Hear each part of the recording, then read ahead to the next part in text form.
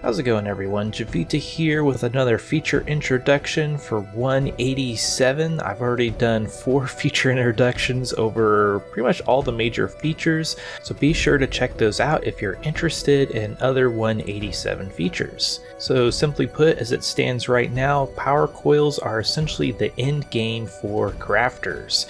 These are required for the most advanced crafting recipes, which includes pretty much anything to do with gems beyond refining them. So a quick rundown on how power works. So first off, power is not Spark 2.0. It does not consume any coal or any kind of resource in order to generate power. You can think of power coils as essentially gears on your bicycle. It's going to take what this crafting machine can already do, give it a little bit more power or torque. Is maybe another way to think of this.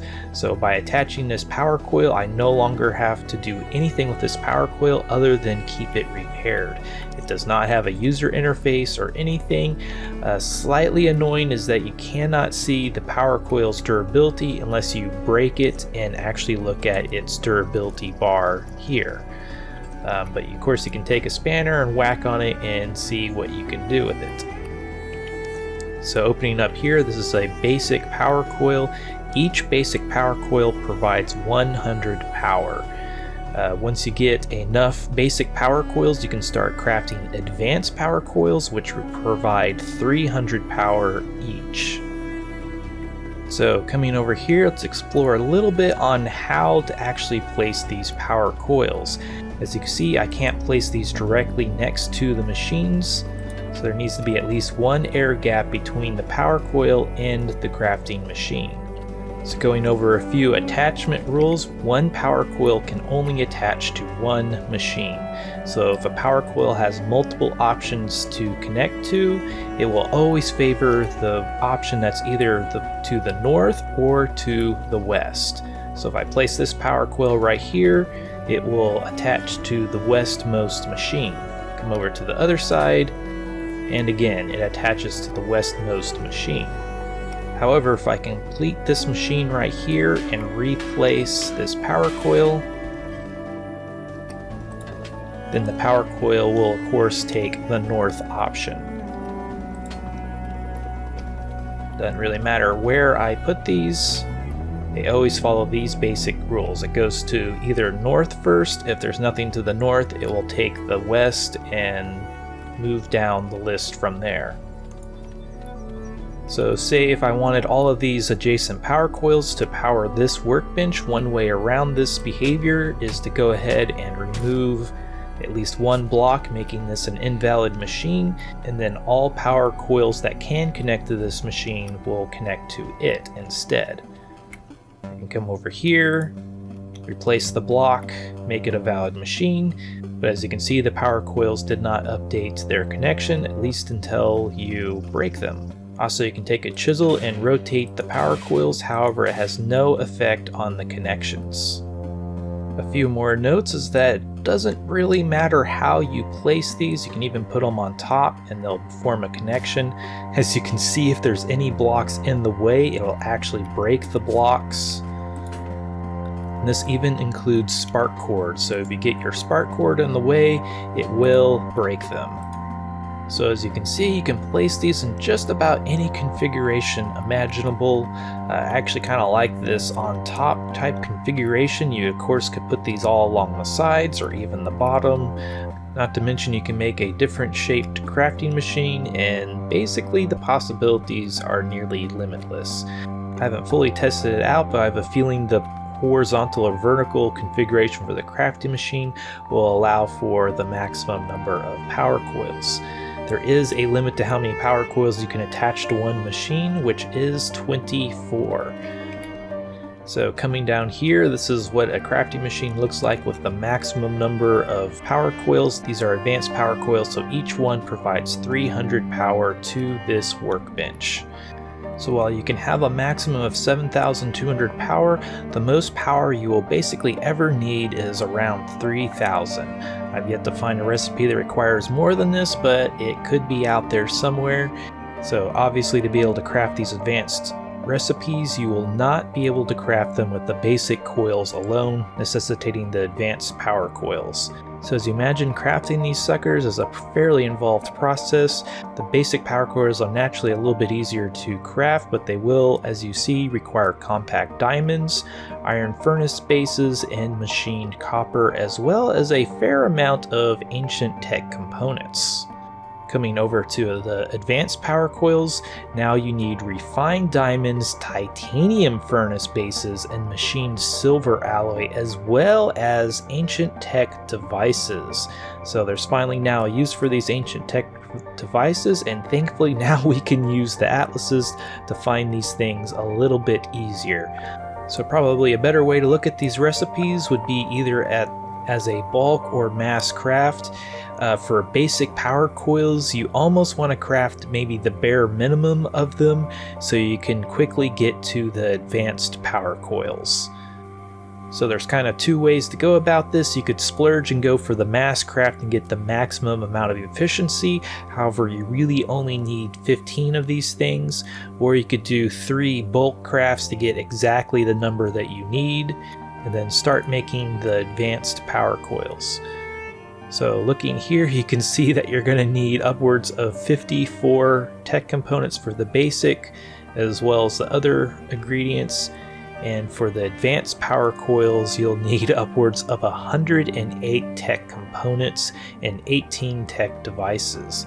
So these are probably going to be the limiting factor for most players. I thought I had a large stash of ancient tech components, but I burned through these amazingly fast once I figured out just how many of these suckers I needed.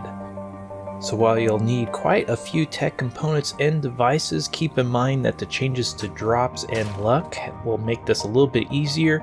For ancient tech components on Ring Worlds, I was getting anywhere from 3 to 6, and of the few ancient tech devices I found, I was getting 2 to 3. So while you do need quite a few of these, you will also be able to get them faster, so kind of balances out. A special note about power coils is that they cannot be repaired with just any old spanner. So as you can see here, I have essentially every single type of spanner here. However, only the correct spanner will be able to repair this. So as you can see, all the power coils are essentially color coded, so red for red, blue for blue, so on and so forth. Furthermore, when you're looking at the names of these, you can actually see that they are labeled with their machine. So blue for extractor, red for compactor, so on and so forth. Pretty neat. Another cool thing is that while you need these for the power coils, you can also use them on their machines to do double repair. Pretty sweet. So a quick rundown on the progression. Once you can start crafting power coils, you want to start off with the Workbench power coils, since that is the machine that will allow you to start crafting the advanced power coils. However, probably what you want to craft first is a diamond spanner, since that is required to repair the Workbench cores. And it requires power itself to make. So once you craft your power coils, you're a little bit on the clock to be able to craft the Workbench spanners. So when you start to craft power coils, you'll want to start off with the Workbench power coils first, get your first 15, and then make a spanner as soon as possible.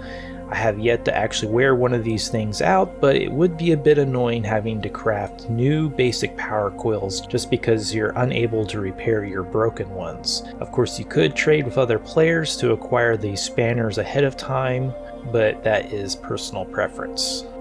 So again, the progression line that I would kind of recommend is start off with the Workbench, craft your 15 power coils, craft a diamond spanner to be able to repair them, and then start on the advanced power coils. Once you have advanced power coils for your Workbench, you can work on spanners and power coils for your other machines as needed. Another awesome feature of power is that if you're crafting something that either does not require power or you have more power than necessary, it will shorten the duration. So normally this would take an hour and 15 minutes. Now it's only taking 18 minutes and some odd seconds. Pretty sweet.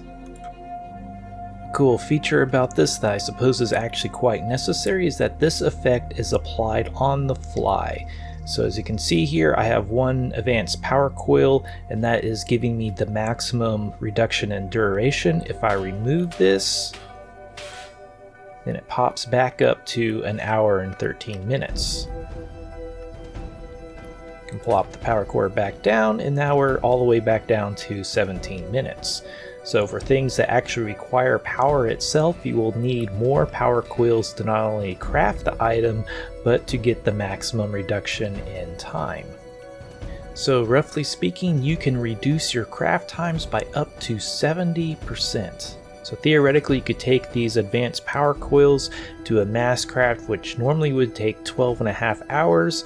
With that maximum reduction of around 70%, you could chop that to essentially 4 hours. That is pretty insane.